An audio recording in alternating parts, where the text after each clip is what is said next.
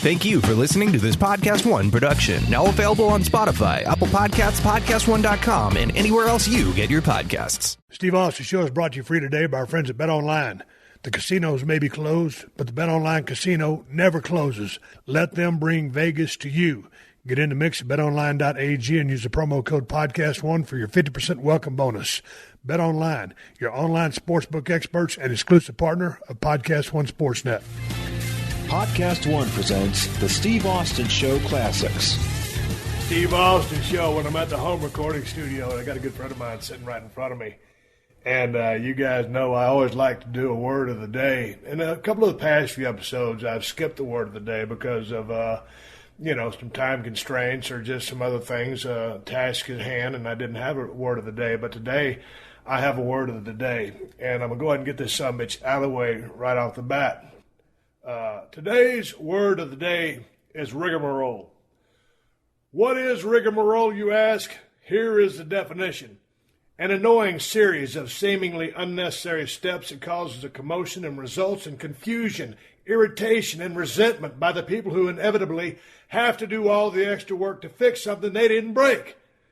Today, I started off trying to record a simple podcast with my good friend, my guest today, Paul Lazenby, who happens to be my stunt double on the movies I do up in Vancouver. He's a guy with an MMA background, a powerlifting background, a stuntman. He's getting more and more into acting, and I'd like to welcome my good friend Paul Lazenby to the show. Paul, how you doing? I'm happy to be here, Steve. Man, you and me have known each other for a long time. We've met. Where did we actually first meet? Was it on the set of Damage? It was in rehearsals for Damage, yeah. You were setting up some stuff there, and I was in there to be one of your opponents, so I dropped in while you were doing your thing. It was interesting because, because of the similarities of our looks, you started doubling me. When did you first start? What was the first movie you started doubling me as? The Stranger. The Stranger. Okay, no. Well, we're going to get into a whole bunch of horse shit here. Because me and this guy go back. And when we shot Damage, 4 or 5 years ago? I think that was 2009. Yeah, and it turned out to be a good movie. Yeah, I liked it. And so you and me are out there fighting, and to those of you who haven't seen Damage, it's out on DVD. It's a great movie. It's a movie I'm still surprised and shocked and quite flabbergasted did not win an award for. Dude, the Academy has to hang its head in shame forever for overlooking Damage and your performance in particular in that. But anyway, to give you just kind of a background of Paul, or what kind of cat he is, we were doing a montage fight scene in Damage, and it was just going to be kind of a few quick clips of my character, John Brickner, going through the paces, trying to fight his way to the top of the underground world to save this young girl whose life was in jeopardy and needed an operation, really pulling the heartstrings. So Paul and I are fighting, and it was really about a 7-punch fight.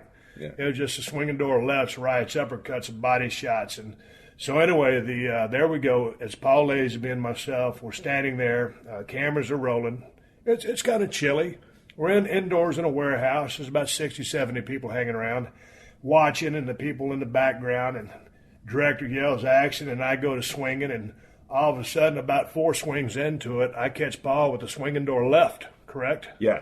Caught Paul with the left. I drove that thing by a little too close to his nose and shifted his nose over about an inch to the side of his face.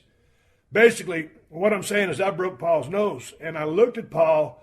And because, man, when you get in a fight, anytime you're out there, you don't want to make the wrong kind of contact. You want to make contact on your body shots. But, man, all of a sudden, I broke Paul's nose. I look at him because I'm just pissed off at myself for hurting him and, trying to be a pro. And I say, oh, shit. And Paul looks at me that the camera's on Paul's back, it's on my face. And Paul just looks at me and says, keep going. And that's the kind of guy I'm talking to, a guy that's tough as nails. He says, keep going. And so I kept swinging. Paul went down. All of a sudden, the director yells, cut. And about 10 seconds later, that's when the blood started pouring out of your nose. But that's the kind of guy I'm talking to. And goddamn, remember when we did that? I mean, that was funny, and thanks for all the compliments too. But you left out a very crucial detail, which is that after apologizing about 17 times, you drifted off to the side for a second. All the medics are looking at my nose; they couldn't get the bleeding to stop for about 10 minutes. You come walking back in, and you got your arm in a sling and an ice pack on your knuckles, and you said, "You guys want to quit fucking around with Lezenby and take me to the hospital for this bruised hand?" Yeah, trying to make a little bit of comedy out of a bad situation. But that was a good movie. And did you ever go to the hospital to get your nose fixed, or did you reset it yourself, or what happened? That was broken nose number 16 for me. Yeah. And I've never gotten it reset. I always just try to mold it back over into place as it's healing and get it somewhere close to where it's supposed to be. So I did it in that case about 3 weeks later on a show called The Final Storm up in Chilliwack, BC. It was cold as an ass.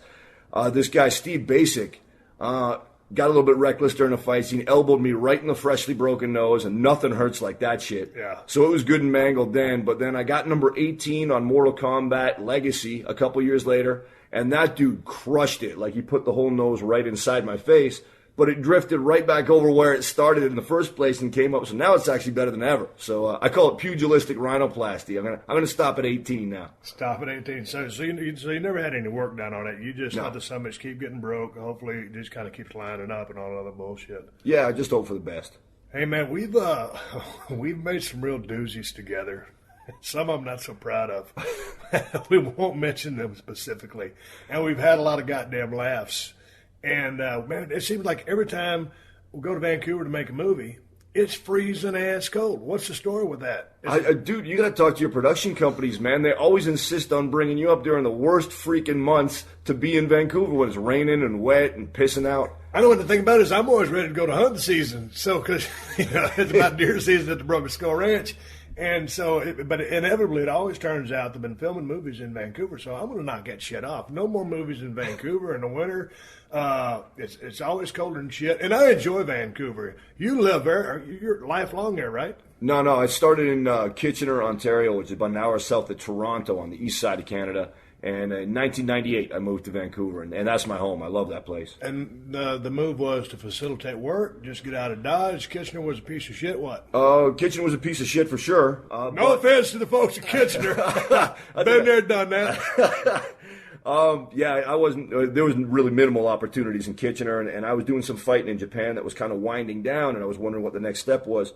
But I had my long-term goal since 1991 had always been to make it to WWE or WCW or New Japan, one of the big pro wrestling organizations.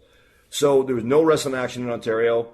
My buddy Lenny Olson, Dr. Luther, he's a hardcore legend, wrestled in FMW from the early 90s, and he kept bugging me. He said, "Look, dude, I'm living in Vancouver. There's wrestling action out here. You can move in with me." So I finally decided to make the move just as a last stab at trying to make it as a pro wrestler. Well, yeah, but you've got an interesting story because you've got a pro wrestling background, been over to Japan. You've got some, 3 or 4 or 5 MMA fights under your belt?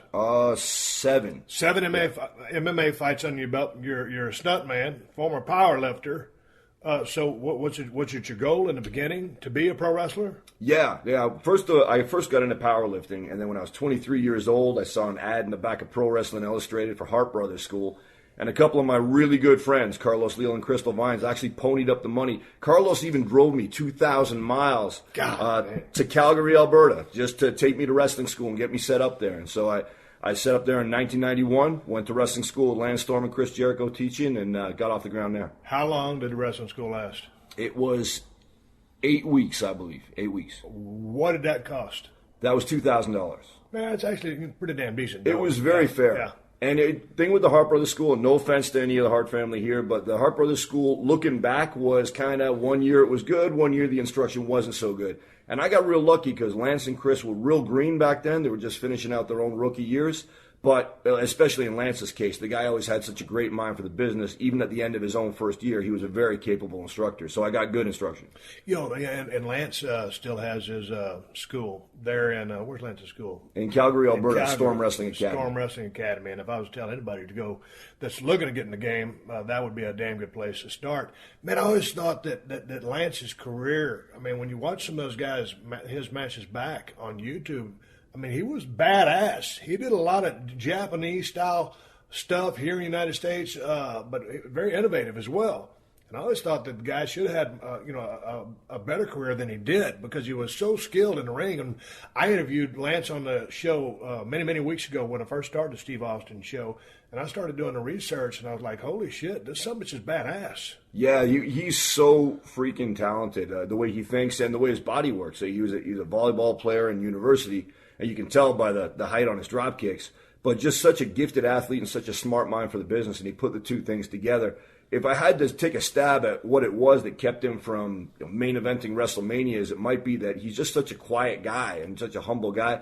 I don't think he probably did a lot of backstage politicking, which can play into how far a guy goes. And that's an interesting thing because sometimes you see some of the most talented people, whether it's in professional wrestling, music, or even acting. You see some awesome performers that just sometimes, for some reason, somehow, don't make it to the highest level. But when you look back at his body of work, it's up there with some of the best of the best. He did some great shit. Yeah, well, they obviously still appreciated it in WWE because he's down in Florida right now, actually, as a special guest trainer at the new training center they just opened up there. Oh, is he? Yeah. Well, yeah, he just put that out on Twitter today, I think. So he's either on the way or he's there already. And you can follow Lance Storm at Lance Storm on Twitter, correct? Yes, at Lance Storm. And you are on Twitter at Mauler MMA. Yes. Mauler MMA. Mauler MMA. So anyway, you go down to this wrestling school. You're there for 8 weeks. You pay $2,000. You get out. What happens? It was tough because I did the remarkable thing of busting into the business at the worst possible time. This was when Vince McMahon was kind of finishing out his first big step to nationalization where the territories had been killed off by him absorbing them. So it was tough to find work. I went out there thinking Stampede Wrestling was still going on, or maybe CNWA, and they were both shut down. So I got a bouncing job at the Fox and Firkin, where Phil LaFawn, otherwise known as Dan Crawford, used to come in and get me drunk against my will every night. Great guy, Phil, man. I really liked him. And I just got by on my bouncing money and what little matches I could pick up around Calgary in the independent scene. So you beat around the independent scene for how long, and then you decided, hey, this isn't working out so much, or you're still pursuing it. What happened? Because you graduate from that into MMA. Yeah, that was kind of a weird one, and it was because of pro wrestling. Getting into pro wrestling was one of the smartest things I ever did because it led me into so many other awesome areas, and one of them was MMA, where things got melted down after about a year in Calgary. I had no money. I decided to go back home to Kitchener, try to get my feet back under me. How was that, going back to the place you left because it wasn't such a desirable place to be? It sucked. It was going home with your tail between your legs. Right. Because I had seen, even though the climate was so tough, Lance and Chris, I could see them making their moves, and they were going to Japan. And, Dr. Luther, my buddy, he was going to Japan. I met him at Hart Brothers, and I wasn't really keeping pace. So went back home, kind of licked my wounds and picked up whatever free work I could there. Lived in a lot of shitholes, did a lot of crappy jobs there. But I established a connection with Tony Condello, a promoter in Winnipeg. So I was able to still wrestle on tours for him every once in a while because the trans wasn't too bad. Winnipeg's not that far from Ontario. And, stayed current doing that, working in Winnipeg for that time being, and even picked up a South African tour in 1995, courtesy of Don Callis, another good buddy of mine. So let's talk about dough back in the day, between the gigs, the sporadic gigs. I mean, what kind of money are you paying? Oh, you taking in here, man? Because you got bills to pay, you got gas to put in the car. What's the paydays? Oh, I didn't have a car, and I barely had money for food. It was the paydays for wrestling was the best money I would have made because I was doing odd jobs the rest of the time, and that was. What would the odd jobs be? I worked in a carpet store, driving a forklift. I worked industrial cleanup, like cleaning up after construction crews. I got a gig in a factory for a while that actually paid well. It sucked, but it paid well, and then I got laid off doing injection molding, bouncing whenever I could, day labor, whatever I could pick up to keep the wolf from the door. And it helped that I was living for free at the time in an auto shop. My buddy Herman. Extra room? What's that? Extra room? It wasn't even a room. It was we kind of hung garbage bags along one side to kind of make a little room. It was my buddy Herman Hochevar, man. I owe that guy a lot because it was to the point where it was looking like I might even be living on the street.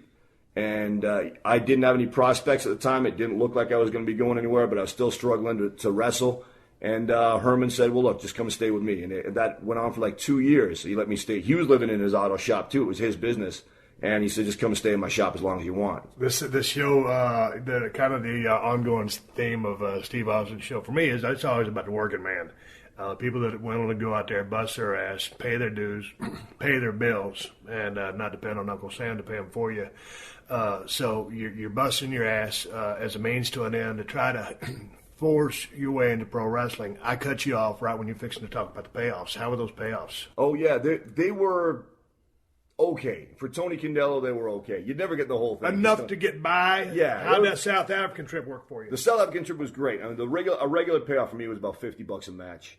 The South African trip... Goddamn, that ain't a whole lot. No, you burn through that quick. Yes, sir.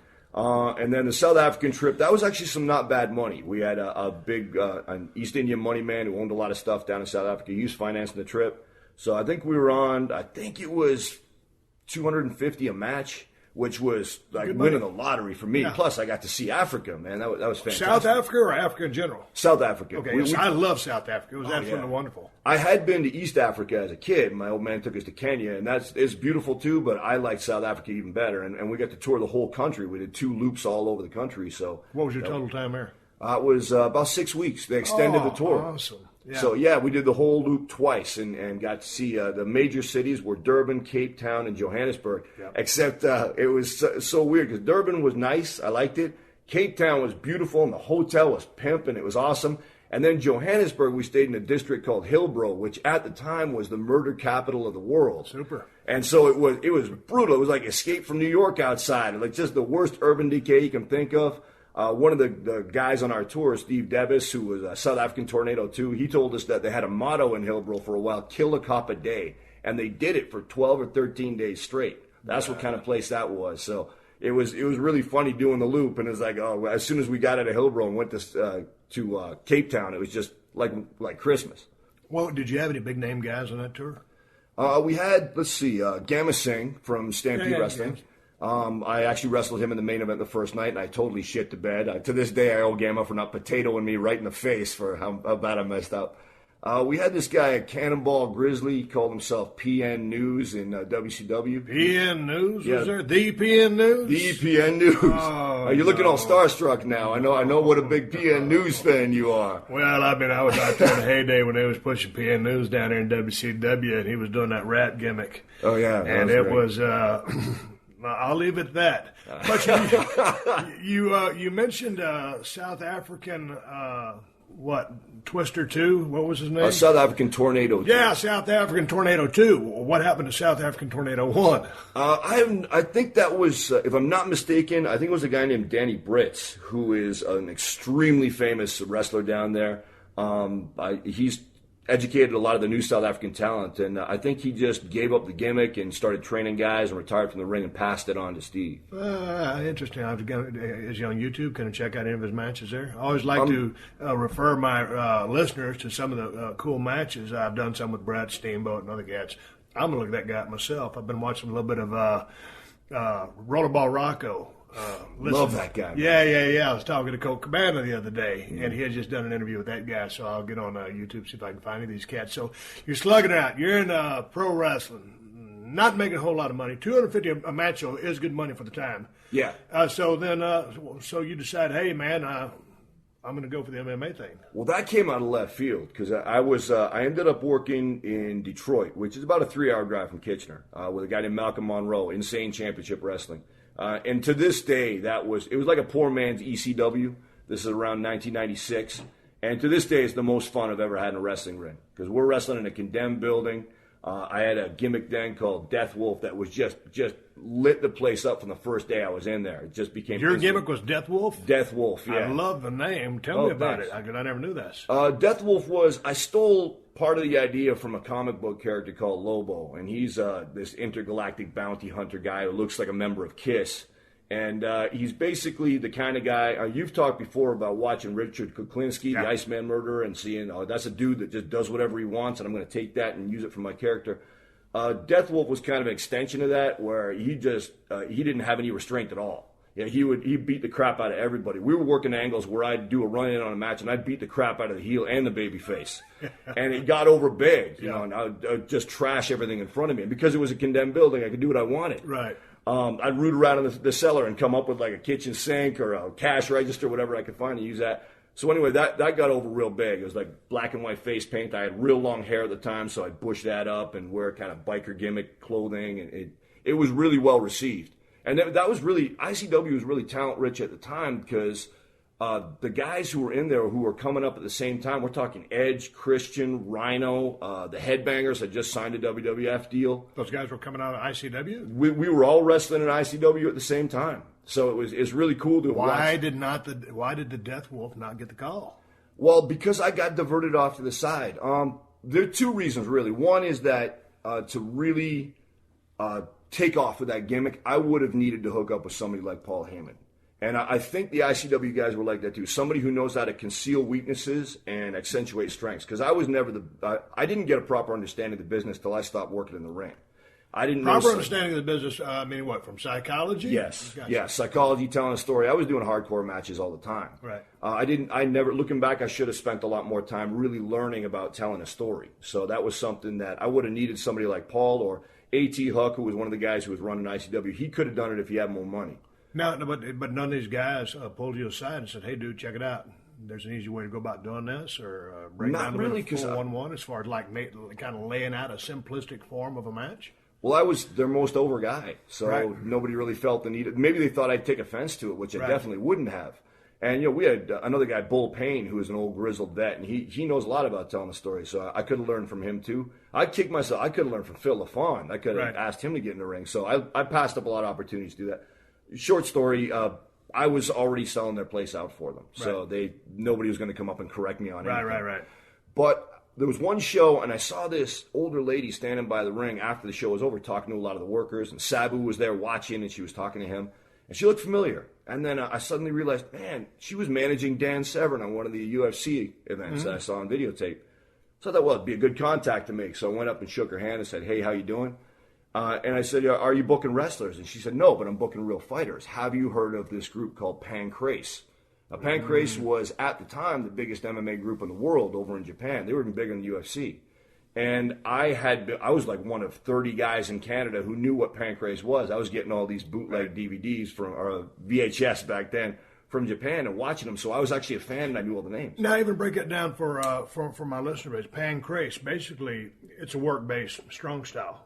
More shoot. It's an extension of that. Now, groups like Rings and UWFI, they were doing that. They were doing worked matches that looked like real fights. They wouldn't hit the ropes. They wouldn't come off the top rope. They'd stiff the hell out of each other. Pancrase took it one step further, where they would use pro wrestling rules. They'd fight in a pro wrestling ring. If you grab the rope, the guy's got to let go of the hold. Open hands to the head, punches to the body, stuff like that. But it was a shoot. It was a real fight. Come on, shoot. Well, straight up. And I was doubting it at the time. Right. There was a lot of rumors because there's such a blurry line between work and shoot in Japan, especially in the 90s, that I wasn't even 100% sure. But she said, "You want to, apply to go fight for these guys?"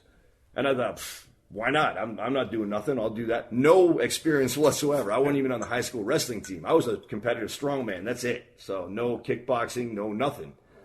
And she gave me an application form, and I filled it up with about 40 tons of concentrated horse shit.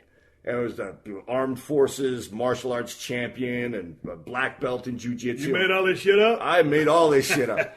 Well, I was laughing because I'm thinking, this is the elite MMA group in the world. They've never had a Canadian fight for them before. They're going to look at this. They're going to research it. They're going to laugh at me, and they're going to throw it in the garbage. Yeah. Then a month later, I get a call, and it's Phyllis Lee, the lady I was talking about, and she said, "Pack your bags. You're going to Tokyo." Oh, shit. Yeah, it was a trip. So all of a sudden, my first fight ever is I'm flying to Japan for my first fight ever in front of 10,000 people against the guy who I had written down on the form as my favorite guy in Pancrase, and he's ranked number 3 in the world. And they put me with him for my first fight ever. How'd that go down? Oh, it was freaking terrifying, man. Well, the whole time, I didn't know how to warm up. I didn't even bring a mouth guard or a groin cup. I didn't bring nothing. I just had my wrestling shoes and my working pants that I wore when I was Death Wolf. And I wasn't even 100% sure it wasn't going to be a work until they called me to the ring. I'm sitting in the back. I'm waiting for somebody to come up and give me the finish. And then they go, "Okay, you're up." And so I'm walking to the ring, and I'm thinking, God damn, did somebody forget to give me the finish? Because I don't want to be shooting with this guy if But then I got in the ring, and I'll remember this moment for the rest of my life. I stepped through the ropes. I looked down at the canvas, and it was just blood splatters from 100 previous fights because they wouldn't change the canvas; they just sterilize it. And as soon as I saw all that blood, I'm like, no way is this just a work. Even there's a reason they didn't give me the finish. Yeah. It's kind of cute. There ain't no finish. So they ring the bell. They start the match. What the fuck happens? Well, I got to send out a thank you to Guy Mesger, former UFC champion, because they brought us in a week in advance so we could sleep off the jet lag. And Guy, I think, picked up pretty quick that I was out of my depth. And he helped me a lot. He trained with me a couple times during that week, and he gave me the 4-1-1 of my opponent.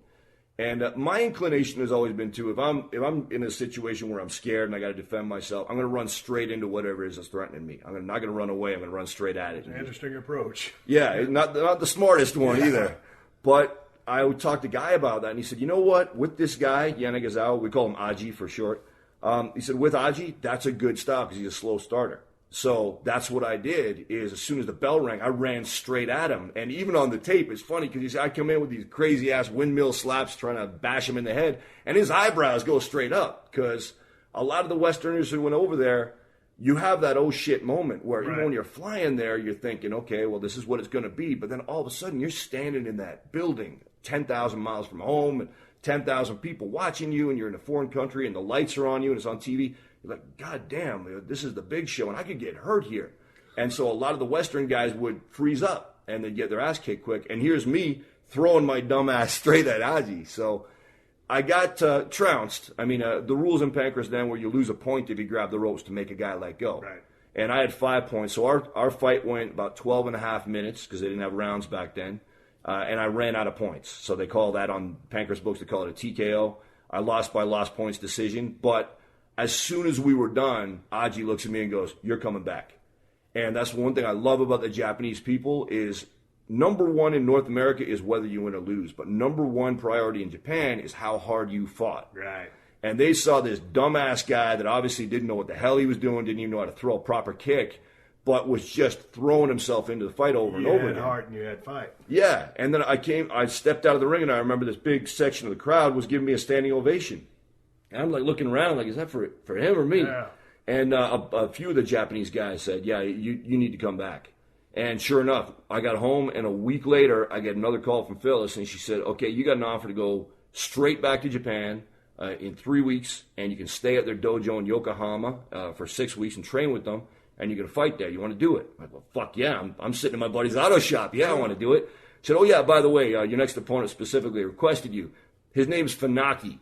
Funaki is one of the best fighters. Between 92 and about 95, Funaki was the guy that nobody could beat. Right. He beat Boss Root and he beat Ken Shamrock. You know, those guys beat him back later. But, yeah, Funaki was badass. He was the most lethal guy on the planet. And so I'm thinking, oh, God. So I went from number 3 in the world to number 1 in the world in my first 2 fights. Super. Yeah. So back to Japan for another ass whooping. So the 6 weeks in the dojo, you did that, right? Yes. Did you dig it? How was the training? It was unbelievably brutal. I went to sleep every night literally scared. You know, and I thought, this is Pancras. It's going to be a nice pimp dojo. It's going to be a state-of-the-art facility. It was a corrugated metal shack on the outskirts of Yokohama. The floor wasn't even poured properly. It was uneven concrete floor, and there was a ring and a bunch of rusty old weightlifting equipment. It looked like it came from the 1950s, and these lumpy mats, and then a canvas partition, and the other half of the dojo was where everybody lived, except the main guys who had their own apartments. And they had 3 portable offices in that side and a plastic shower and some kitchen facilities. And so they just showed me to my room, and there's my roommate for the next 6 weeks, this guy named Keiichiro Yamamiya, great guy. And a little thin tatami mat to sleep on, and that was the deal. And you were kind of left to your own devices. I didn't speak the language. Nobody talked to me. I was just left to pick up the routine. The training sessions, 2 a day, 3 a day? Technically, 2 a day. Cardio would start at 10 o'clock in the morning, and usually the young boys, the apprentice fighters, would do the cardio stuff, and the advanced fighters wouldn't. And so that was 10 a.m. to 11:30 a.m. was cardio drills, and then a half hour off, and then from noon till about 2 or 3 in the afternoon, you'd do sparring, and it would be alternate days. One day you'd grapple, one day you'd do striking. And because I was there to learn, I thought, I wasn't required to do anything, but I thought, I'm going to do everything. And I was puking in a bucket every single day for the first 3 weeks, to the point that, I would get to noon, I just done the cardio drills, I got to fight, I got to do alternating rounds with the best fighters in the world, and I'm already exhausted. So it was trial by fire for sure. I had black eyes, and I had a torn bicep because I fought Funaki right after I got there, and he tore my bicep with a top wrist lock. So I had one gimpy arm, and God bless those guys for never going after it with arm locks. But it was tough. So then when Funaki tears your bicep in the middle of a match, the match is over. Yes. So you never had a bicep fix? No. So then is it over? Do you go back to the United States? You continue there in Japan? What happened? Yeah, well, that was the thing. I was so frustrated because I got there, and 4 days later I fought Funaki, and now I'm supposed to stay for another 6 weeks and train and then fight again. I thought you did the training, and then you got your bicep torn. You got a torn bicep, and you trained for 6 weeks. Yeah, I started. That's a tough son of a bitch right there. Most people would have been a bit of damn pussy and went their ass back to the United States, got the bicep attached, went back and lived at the damn gimmick factory. Yeah, so you're there, you're learning, and then so how do you get out of MMA? Because you go on to get into the stunt business. Yeah, well, I had a few fights in Japan, a couple fights down in Texas, got my ass kicked thoroughly. And then, did you win any fights? Because you're a tough son of a bitch. Well, I finally, when I moved to Vancouver, that's when I started winning fights. Right. I finally learned enough that I moved to Vancouver. I moved into Muay Thai kickboxing for a while. I ended my career, if you count Muay Thai and MMA together, 8-6. My last fight was an MMA fight. I won that, and I had 7 in Muay Thai fights before that. I won all them. So I finally won a few. But right now, as we speak, how old are you? I'm 45. You're 45. When you got out of the MMA business, did you get your gut full? Did you have enough of it? You still yearn for it? I know you're a big fan of it because you do a lot of broadcasting and stuff on the side, covering the sport. Did you get it out of your system? You never really completely do if you're fighting. There's a part of it you always want to get back into. So it was tough. But in 2010, I was actually thinking of doing a retirement fight. And the details of that fell through. And then after that, I was just thinking, man, I'm at an age now where I got to focus on one thing or another. If I want to keep being a stuntman and I want to keep being active, if I was going to be a fighter, I'd have to devote myself 100% to it right now and carefully select my opponent. It's just, I've done enough in the ring. But, okay, so we're talking about getting MMA out of your blood. Did you get the pro wrestling out of your blood? Because I know you still currently watch Monday Night Raw, SmackDown. You're in tune with today's product. Did you get that out of your system? Nope, that's never getting out of my system. Okay, let's talk about the two then, real quick. MMA versus pro wrestling. If someone were to say, okay, Paul, you're going to get a year run out of either one, which one would you do? At maximum, like at my best health? Now, right now, you're going to get a year in pro wrestling or a year in MMA. Which would you pick? I would pick MMA. Really? Yeah. I just knew you were going to say pro wrestling. How come? It was, well, no, again, I got to clarify, man. Are we talking about being in my current health or being in my best health? Yeah. Just say everything was great. Oh, yeah, it would be MMA. Just because pro wrestling is so much fun, but it's something you can always go back to. And MMA's got such a short shelf life. Once you're done, you're done. Right. Pro wrestling, you can tailor the match. Guys, you got 55, 60-year-old guys sometimes going through matches. Okay, so then 55, 60-year-old guys, who's tougher, MMA fighters or pro wrestlers? Overall, I got to say pro wrestlers. With the lifestyle they lead, with the insanely, consistently punishing nature of pro wrestling. The individual injuries in MMA are worse. Yes. And the training is harder, way harder, and yes. I'm not saying MMA guys aren't tough. I mean, it was like I said, it was terrifying to do MMA training. But over the long haul, pro wrestlers are a little bit tougher. Yeah, I was got to go with that too. Just like in just say it's going to be a regular 3-round match for MMA, a non-title match. Man, those are going to be 15 of the most bust-ass minutes that you can go through. Much less a championship match, and that's 25 minutes. But when you look at what the pro wrestling thing is, hey, you can go out there and you can work a 10-minute match or a 30-minute match every night, but it's at a little bit more relaxed pace. But It's always, I like to call the pro wrestling end of it cockroach tough. Meaning you just got to, tougher than New York City cockroach. Been able to just walk through fire, take bumps, drink whiskey, drink beer, go down the road, not sleep, road warrior type mentality. But obviously both tough ways to make a living, but both extremely gratifying and fun ways to make a living. I'm talking to my buddy. I'm talking to Paul Lazenby. You can follow him on Twitter at Mauler MMA. I'm going to take a quick break from our sponsors and we'll come back. And Paul actually got into the bouncing business. And he wrote a book. Yes. It's called When We Were Bouncers. We're going to talk about When We Were Bouncers, about what that covers, what that entails. He's got some great stories from that. We'll talk about a couple more of the cheesy movies we made together. I'm coming back with my buddy, Paul Lazenby.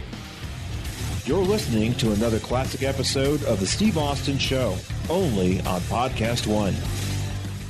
Hey, man, the good folks over at Right Guard recently sent me some of their extreme antiperspirants and aluminum-free deodorant, and I have to say, I dig them. I'm a fan of both. Right Guard formulas are designed to defend against sweat, odor, and stains with up to 72 hours of protection. I might have got up to 73 hours. The Right Guard research team has stepped up to the plate to help prevent yellow stains by finding a way to protect from stains without lowering the level of antiperspirant protection. Gone are the days when you have to choose between a fresh feeling and a yellow pit stain. Throughout the entire antiperspirant lineup, get it all. The sweat and odor protection you expect while fighting yellow stains. Want to go aluminum-free? Right Guard's extreme aluminum-free deodorants also have odor defense technology to give you protection for up to 72 hours, immediately targeting odor and neutralizing it, resulting in long-lasting protection from odor, keeping you smelling fresh for days. Right Guard's extreme aluminum-free deodorants are not only free of aluminum, but it's also free from alcohol, talc, and parabens. Right Guard antiperspirants and aluminum-free deodorant don't feel greasy or sticky. They go on smooth and last. Try Right Guard today, because I said so.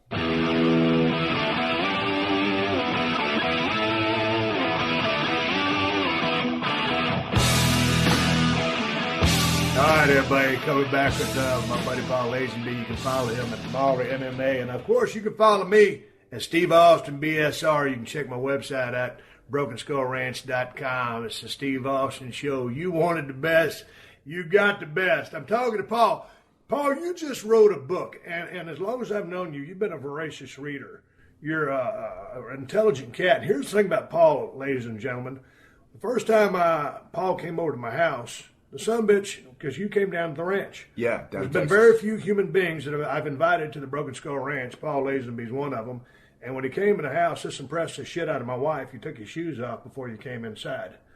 That was pretty damn polite. Most people ain't got the wherewithal or etiquette or manners to even think about that. But when you think about what the bottom of a shoe goes through, especially when you're standing in all the shitty urinals at all these truck stops that guys like you or me use, or bathrooms in general, there's all kinds of germs on the bottom of a shoe.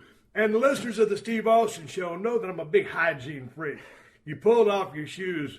My wife, well, not on that. I mean, you carry on a very intelligent conversation. You're well-read, highly intelligent, and you're very polite. But you're one of my favorite friends that comes over to my house, according to my wife. So, story with the shoes.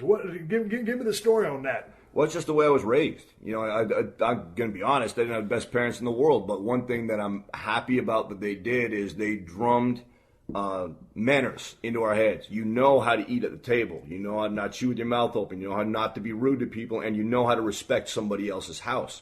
You know, when you're a guest in somebody else's house, too many people think, oh, well, they're my host, so they do everything for me. They're not your freaking servant. You respect their house, and that means you don't track dirt through it. I tell you what, it impressed my wife. So, you know, hell, I took your cue anytime I go to someone's crib anymore. Man, I used to walk in with my shoes on, and, you know, ain't no telling how much shit I walked through. So anyway, based on what I learned from you, when I go to another cat's house, I pull off my shoes. But anyway, we're not going to talk about that shit anymore. But again, that's the kind of guy that this guy is, a working man with a little bit of class and a little bit of manners. You wrote a book. It's called When We Were Bouncers. You've got some great stories in this book. So when did the bouncing aspect of your life come into play? Was it during all of your forays into the pro wrestling MMA thing, or that you segued out of that before you got into the stunt business? It's kind of been a consistent part. I did it on and off for 15 years in clubs all over North America because it's easy work to pick up for a big guy. I started when I was 21 years old, and then anytime I could get it, you know, like I said, it's just nobody's going to hire me to be an accountant. Nobody's going to hire me to be a model, but it's easy to get a job as a bouncer. But check it out. I got a question for you because I talk to so many people, and, every now and then I'll be talking to a pretty boy, and I know that somebody's never been in a fight in his life, and he's talking about bouncing. And I'm thinking, I'm just not buying it. So you go in, your first bouncing job, you're 21. What's your fight background? You just a tough kid off the streets, or because obviously it's a lot of on-the-job training. Yeah. But yeah. What was your background to qualify you to be a bouncer? I just gotten out of the military, actually. I went to Canadian Armed Forces Battle School in 1988, so that helped to kind of grease the rails to get me my first job. And that, Kitchener was a smaller town then. Now it's kind of a big city, but we're still with a small town mentality where a lot of people know everybody else's business. So word got around pretty quick. And the same thing in pro wrestling, too. I really didn't get hazed in pro wrestling because people had heard I used to be in the Army. And that steered me around a lot of trouble. Now, when you were a kid growing up in Kitchener, were you, obviously probably a kid with a lot of manners, but if someone fucked with you, were you quick to I was a settle the pussy. score? I was a pussy. I was a complete... So no fighting? No, not at all. I mean, my whole life was getting my ass kicked at school and then coming home and having my old man beat my ass, right. too. And an old bodybuilding documentary, Pumping Iron, there's a bodybuilder named Mike Katz in there, and he says that people are like dogs, and there's two kinds of dogs, where if you kick a dog, he's going to do one of two things. He's going to curl up and die, or he's going to bite you. And unfortunately, in my case, I was the kind of guy where I just curled up and died whenever anybody came after me. So I didn't really start growing a pair of balls until I was around 17 years old.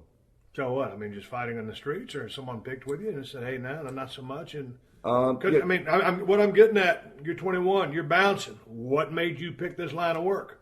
Oh, because it was, I finally, when I was 17, I started lifting weights and got into heavy into powerlifting after I got out of the Army.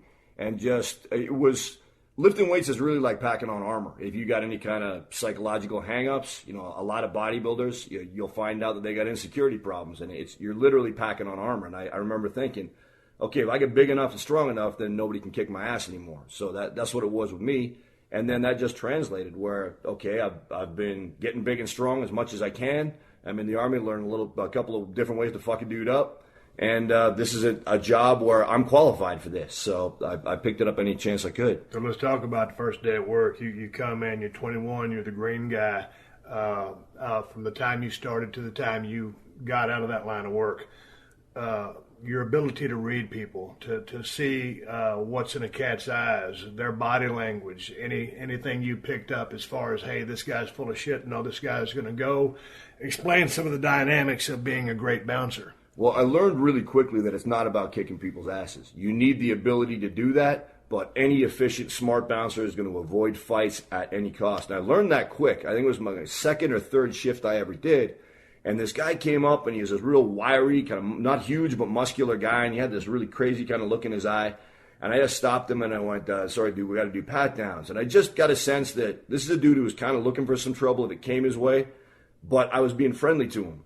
And he said, oh, okay. And he said, oh, by the way, I got this. And he pulls out this pig sticker off his hip. A pig sticker is a knife. Yes. For some of my listeners, go ahead.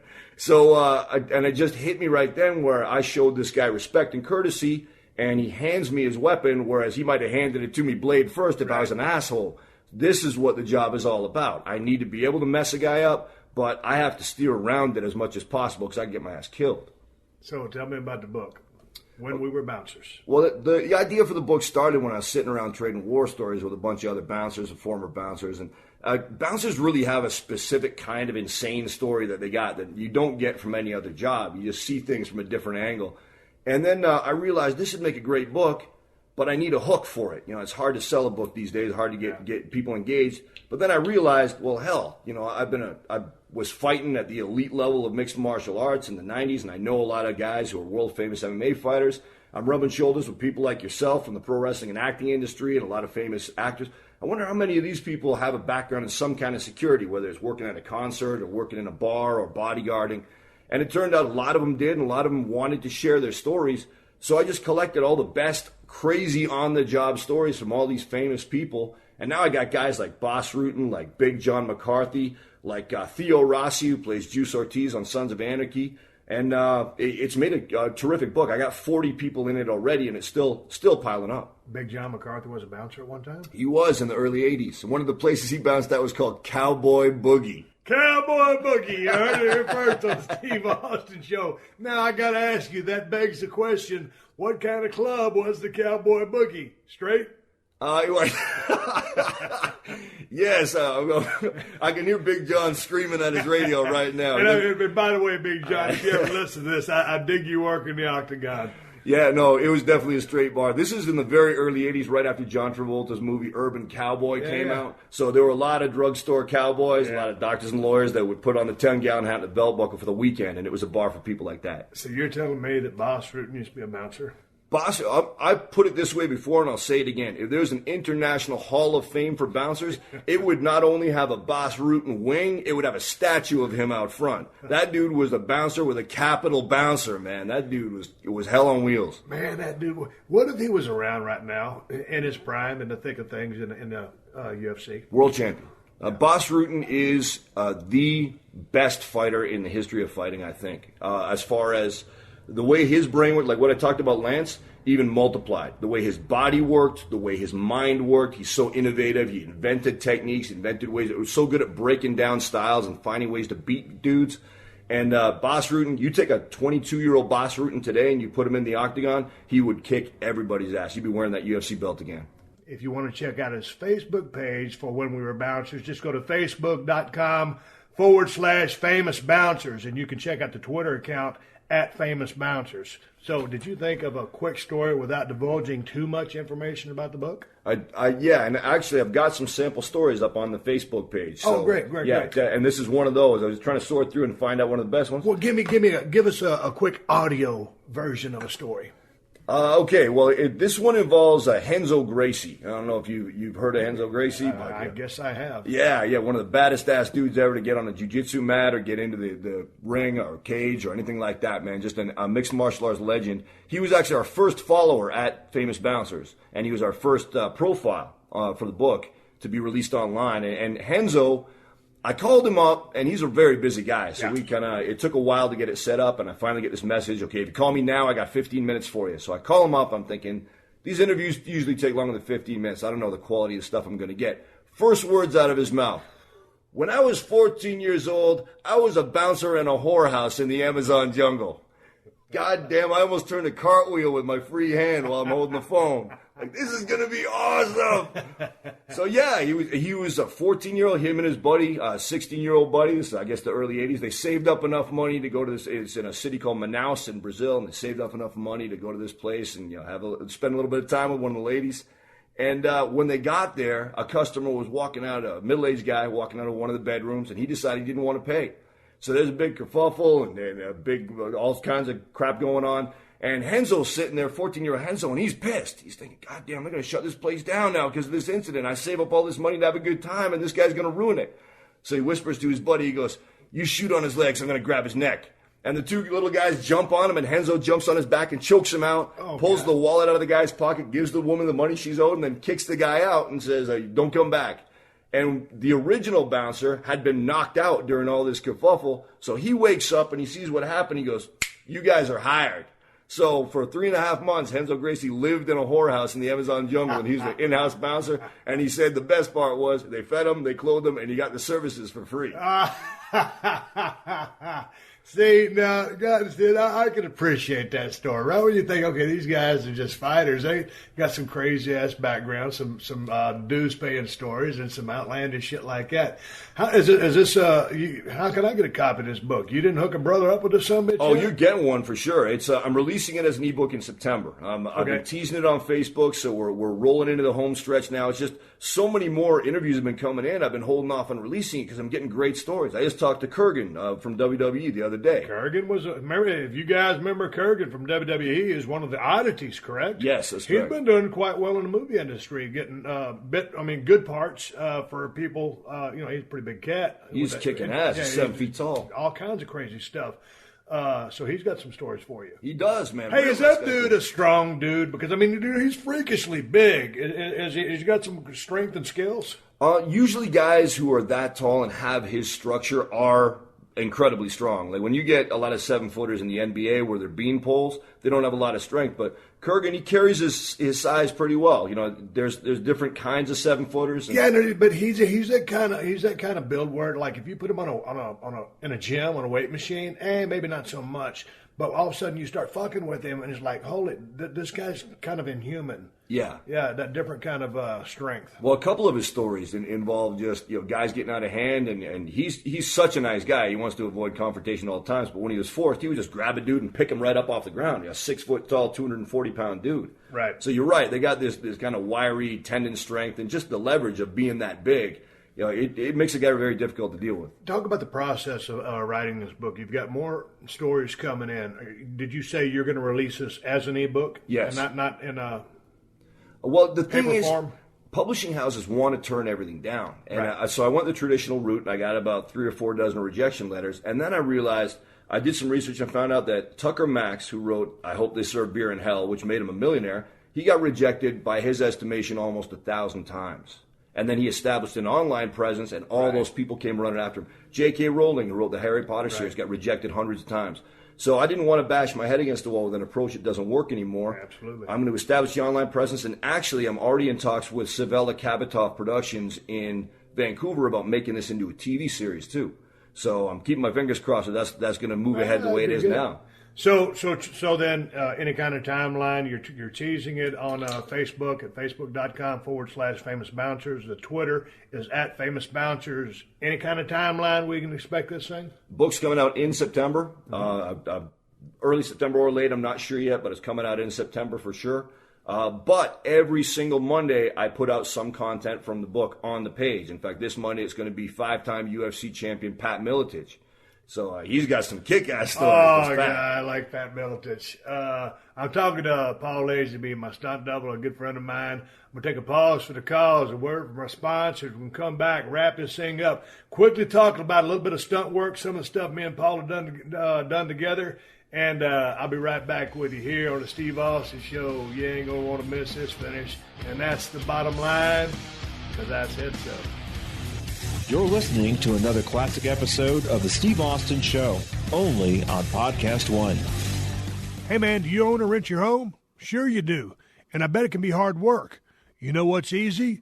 Bundling policies with Geico. Geico makes it easy to bundle your homeowners or renters insurance along with your auto policy. It's a good thing, too, because you already have so much to do around your home. Go to geico.com, get a quote, and see how much you could save. It's Geico easy. Visit geico.com today. That's geico.com. All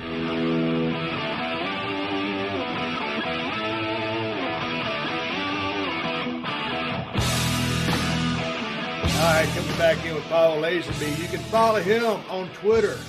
Mauler, MMA is his Twitter handle. He mauls anything and everything in sight. Let's talk a little bit about work as a stuntman. Here on the show, anytime I can help give anybody in 411 on getting on a line of work, I try to help a brother out. I get a lot of requests about getting into the business of pro wrestling. I've already given out that 411 many, many times. So you're a stuntman, currently working in Vancouver. We've worked together on 5 or 6 or 7 movies. I can't even remember. How would a young man or young woman go about getting in the stunt business if that's a career they wanted to pursue? Well, the first thing is you have to have a pre-existing skill set. You know, for me, being a pro wrestler was my foot in the door, and you pretty much have to be brought in under somebody's wing. Somebody has to kind of mentor you and vouch for you, and then you work your way in from there. For me, it was James Bamford. You know him, yep. Bam Bam. He's the guy that's responsible for me having the career I got. But anybody who wants to get into the business, I would recommend taking a martial art that's very showy, looks very good on camera. Learn how to box and then do maybe taekwondo or wushu or capoeira, something that really looks flashy on screen. Take acting classes, even if you just want to be a stuntman, because there's a lot of crossover. I'm an actor too now, like a full-blown actor, and I'm getting a lot more work because there's roles where they say, oh, if you can act and you can do stunts, then you got the job. But you got to have the skills going in. So get out there, get to gymnastics clubs, get to martial arts academies, learn a little bit of jiu-jitsu or catch wrestling, something on the ground. My home school of FKP MMA in Vancouver can help you out there. And you got to come in with something solid on your resume. Then you start sending the stuff out to stunt coordinators, volunteering to help on set. Then they start seeing your face on set. They start learning you're not an asshole. Every once in a while, somebody will throw you a day. You've started making some segues into the acting thing. As far as that goes, you've been taking any acting classes? How's that going? Yeah, I'm training with a group called Act Vancouver in Vancouver, and I've been with them for a couple of years, and it's gone fantastic. It's resulted in some really big roles.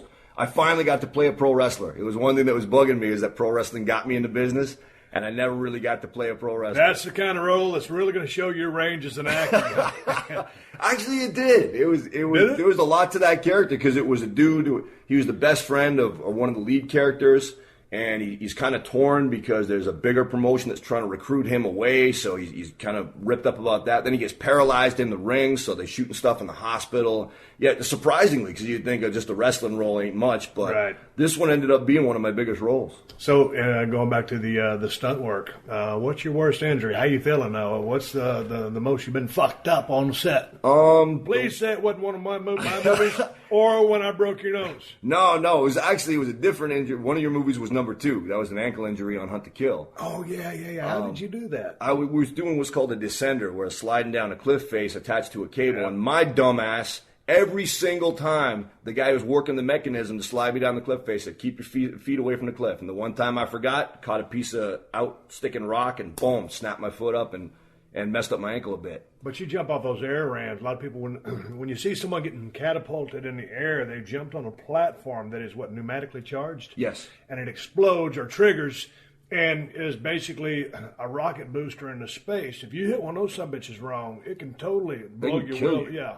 Yeah, they can rip your hip up, your knee up. It can even kill you. So it's powerful enough that the first time I rode an air ram, I weighed 260 and it was throwing me 60 feet with no trouble at all. So you got to ride that sucker right. If you don't have your leg tensed properly, it's going to take your knee and put it up on your chin. But to answer your question, my worst injury was actually my very first day as a stuntman. And it was the first take of my career, the first time they were rolling the cameras on me ever. And there was an actor who was a little bit enthusiastic for reasons that I'm not going to articulate here. But he's a little bit amped up and a little bit going crazy. And he was actually training with a UFC world champion at the time, learning how to throw his punches for real. And with the choreography of the scene, he came in, he threw a back fist. I reacted with my head the way I was going to. I brought my head back to where it was supposed to be, and he leaned in and he hit me with a hook with everything he possibly could put behind it, and completely shattered the whole side of my face and did permanent vision damage on the left side, in my left eye. So that was definitely the worst injury I've ever had as a stuntman. What was the recovery on that? I remember you telling me that story a while back. Everything's copacetic now. You still got some messed up vision in that eye? Yeah, a little bit of double vision in it, but I adapted to it. It changed the way I fought, because this happened in 2000. 8 months later, I came back and had a kickboxing match and kind of acid tested it right away, because I was in there with a power puncher, and the dude hit me with an overhand right on my bad eye where all the fractured bone was and the silicone chips holding my eye up, and it all held up nice. But I have to fight with my chin up now, so it made me keep my hands higher, because you normally want to keep your chin down. So we're looking into the future. Right now you're doing the stunt work. You're getting more and more into the acting thing. A little bit of broadcast work within the realm of MMA.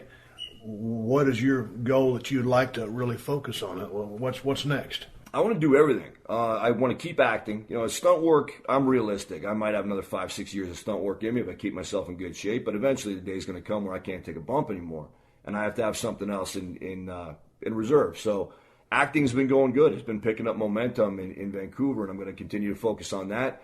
TV production now with this, working with these guys on the When We Were Bouncers TV show. I'm really love to see that take off, because I want to be a producer.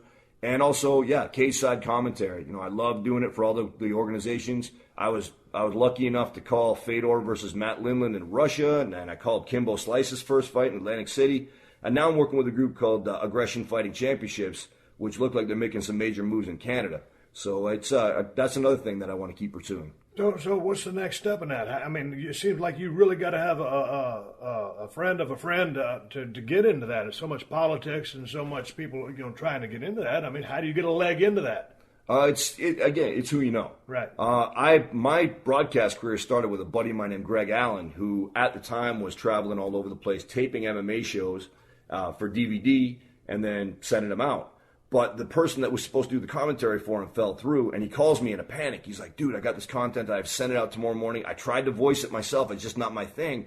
Can you come in? Because he knows I got a big mouth. Right. I had never done it before, but I just sat down in the studio, shot the shit, called the fights, had a good time, and sent it off. Didn't think any more about it. Well, fast forward 2 years, Greg gets in the room with a billionaire named Calvin Ayre, pitches him on an MMA group called Bodog Fight that Calvin puts $50 million into. Now they're looking for commentators, and Greg remembers the favor I did him and pulls out a DVD and says, well, what about this guy? Boom, I'm hired. And then from there, Bodog was so big that it kind of, word got out, and other organizations started picking me up when Bodog died. Dude, what happened to Bodog? Did Bodog die, or did Strikeforce buy Bodog? What happened? No, Bodog and Strikeforce were co-promoting one or two shows, but Bodog died because it was, unfortunately, it was like, if anybody knows how WCW died, that's how Bodog died, but even worse. And there was embezzlement going on, allegedly. I don't want to get sued, but right. I saw stuff from the inside that disgusted me almost from day one. And also, there were people who were working their asses off trying to make a good product in the company, too.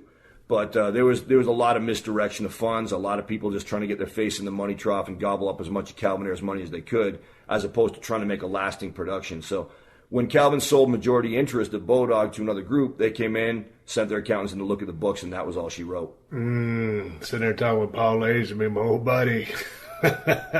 Let's talk real quick before we wrap this thing up. I don't know if you remember this or not. I think you were there because you rode an air ram that day. You had to do a stunt on the explosion. We were filming a movie called The Stranger. I had infiltrated the Russian mob with my skills as a undercover guy, and I found out that the Russians were going to blow up my wife and daughter at my house. So, of course, I get my Ford Explorer zoomed to the scene, and I arrive on set that day. About a $300,000-$400,000 crib, nice house, nice set, and then there's a piece of shit wood grain station wagon in the driveway, which we were going to blow up, and so it wasn't a really nice car. And there, in place of my wife and my daughter, were two XXX sex dolls, blow-up sex dolls, with the gimmick blowjob mouse wide open so a penis could be inserted into said mouse. They had rouge, lipstick, clothes, and wigs on. It was the absolute low point of my acting career. It was the goddamnest thing. You saw those dolls, did you not? I had to get blown up trying to save those dolls. That was awful. I swear to God, folks, there in the car was two XXX blow-up sex dolls. And I've never really seen one. Well, I saw one condemned because I put a bunch of them in Vinnie Jones's tour bus. But I guess that was a second. I've never used a blow-up sex doll. How's that? Let me put it like that. So anyway, they're sitting there, and the director shows up, Rob Lieberman, and as soon as he sees those things, because the mouths are wide open, and it was just totally ridiculous. And he had a global meltdown. He was so fucking mad. It was unbelievable. I was embarrassed. I was like, so anyway, the explosion takes place. There they are. You know, you go flying back. No, this is before the car. Before you took the air ride ram, I'm over there trying to save them. They got the flame bars going, and I'm sitting there looking at them and trying to, the whole acting thing. And my heart is torn. My wife and daughter are perishing in this flaming piece of shit station wagon. Meanwhile, they were blow-up sex dolls. Anyway, the explosion happens and you get blown off. Do you remember that? That was a shitty day at the office for me. It was. That was tough, too, because that was a really tough scene. They didn't realize until late in the day that I was going to have to land on my head on the lawn of the next house. Lawn dart! Yeah, they thought I was going to have pads, and then Laura Chartrand, the coordinator, calls me up. He's like, dude, you're not going to be able to have pads. We can see the lawn. And I almost broke my neck rehearsing that stunt about 2 weeks before, so it was kind of on my mind. Also, I got to send out an appeal here. The way they cut that for the final movie, you can't tell what the fuck is going on. There was no reason to risk my life. If anybody was there on The Stranger and shot that gag with their iPhone, get in touch with me, please. I would love to have some actual footage of me almost getting my brain spilled all over the lawn. Oh, Jesus Christ. I tell you what, the low-budget movies are what they are. You know what, we call them independent movies. But yeah. I tell it like it is. I call them low-budget movies. But anyway, I'm sitting here talking with my buddy Paul Lazenby. We're going to wrap up this little extravaganza. But before I do, we're going to recant a little bit of information. You can follow my buddy Paul at Mahler MMA, a good, straight-shooting square cat. Check out the book, When We Were Bouncers. It's going to be an e-book. It's going to come out probably in September. Yes. Still compiling some more stories. You can go to facebook.com/famousbouncers. Every week he updates this thing with a couple more stories, keeps it current. You can follow the Twitter account for that, at Famous Bouncers. Paul, anything else left to plug that we have not covered? I just want to say thanks very much for having me on the show. I've been this is, obviously I got a self-interest in saying it, but I'm not shitting you. I've really enjoyed this show, man, and you have seeked very quickly into being a very smooth host of a podcast, so I enjoy every episode. Well, I've been working in progress, and I told you we was going to do it. It just turns out, and we were going to talk about fights. But the way the podcast come out and the way I plan this thing, this is a straight up shoot. Man, I never know, who the next guest really is going to be. Every now and then, and you said you're coming to L.A. I said, well, shit, we'd go to the studio, but you're leaving tomorrow. So you came to my house, but we've been planning on having you on the damn show for a long time. And go ahead. Yeah, sorry, I did forget. I'll kill myself and unplug this. Anybody who's interested in getting into mixed martial arts or Muay Thai in the Vancouver area, fkpmma.com.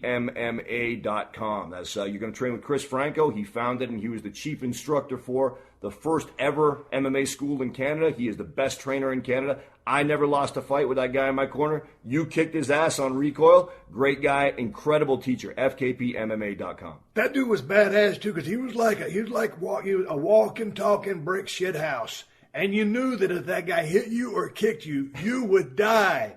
He was a bad cat. Super I had guy. to spar with him. And by the way, thanks for letting me beat the shit out of you. Oh, here's one more thing. I think during that same movie, on that day, we had that fight in the pool hall. Yeah. And they only had one breakaway pool cue. This is how the independent movie scenes work. They want me to do a fight in the pool hall, and they've got only one breakaway stick. So what happens? I'll tell you what happens. The stick breaks immediately as soon as we start fighting. So then I actually have to start swinging a real pool cue. And Paul and all the other guys, bam, said, don't worry about it, Steve. Just go ahead and hit me.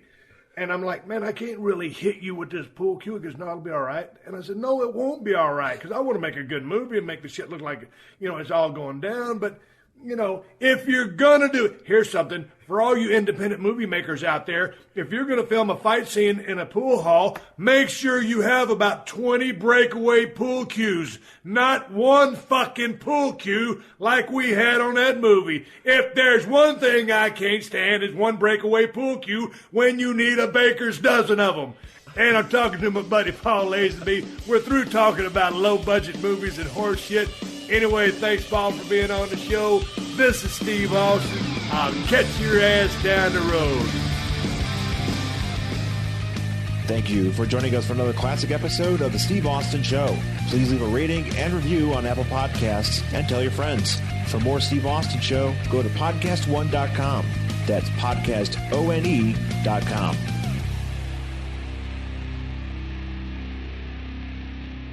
The NFL Draft is coming up on April 23rd, and I have got you covered. It's Ross Tucker, former NFL player, host of the Ross Tucker Football Podcast, the College Draft Podcast, which is obviously huge right now, the Fantasy Feast Podcast, and the Even Money Podcast, where you can learn what draft-related bets you should make over at betonline.ag.